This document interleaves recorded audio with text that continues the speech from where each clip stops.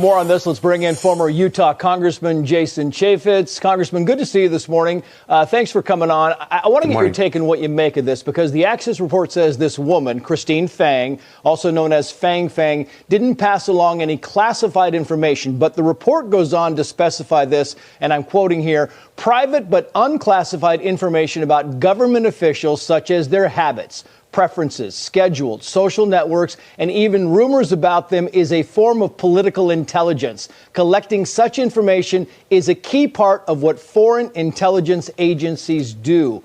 What do you make of all this? It's a very serious story. He sits on the Select Committee on Intelligence, as Tucker Carlson pointed out, unfettered access to some of our most highly classified documents. And it really does beg the question, first of all, what did they know? When did they know it? Obviously, our counterintelligence people are not going to know all the interactions that happened. This intern that was supposedly placed in his office also creates further compromise. I want to know exactly what Speaker Pelosi knew.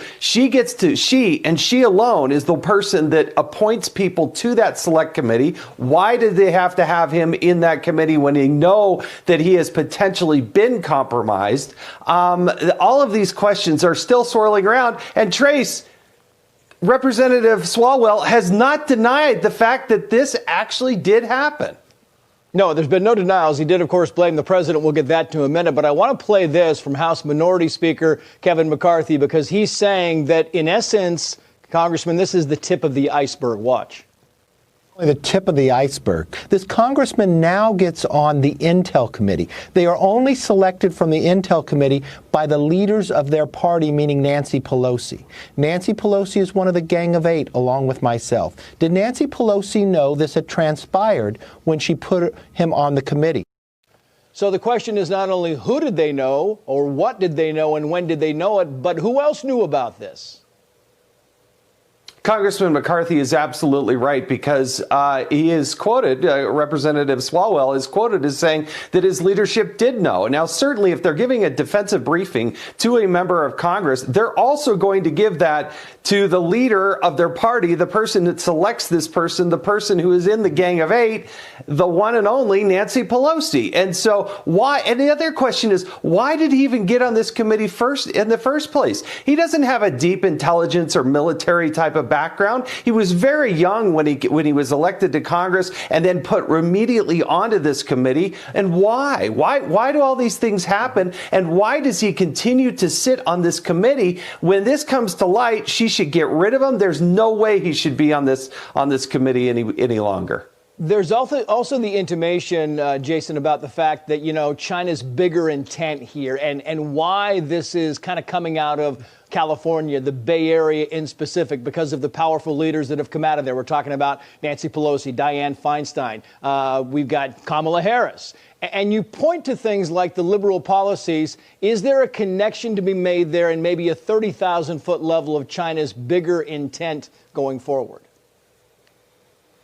The pervasiveness of the Chinese attempt to spy on Americans, whether they be for intellectual property in our private companies, or into the military, our scientific community, and certainly into government officials, it is pervasive. There are so many people, and I've been briefed on some of this, so I gotta be careful, but there are so many people that are out there in a counterintelligence type of operation trying to focus to steal America's best.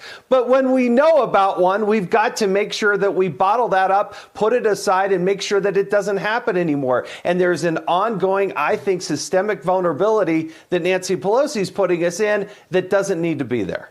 We talked about this at the beginning of the segment, how, there's been no denials so far of the Axios report, but of course they're kind of pushing the blame around here. Congressman Swalwell said the following here about President Trump, quoting here, "I've been a critic of the president. I've spoken out against him. I was on both committees that worked to impeach him. The timing feels like that should be looked at." In other words, the president could be behind this whole report.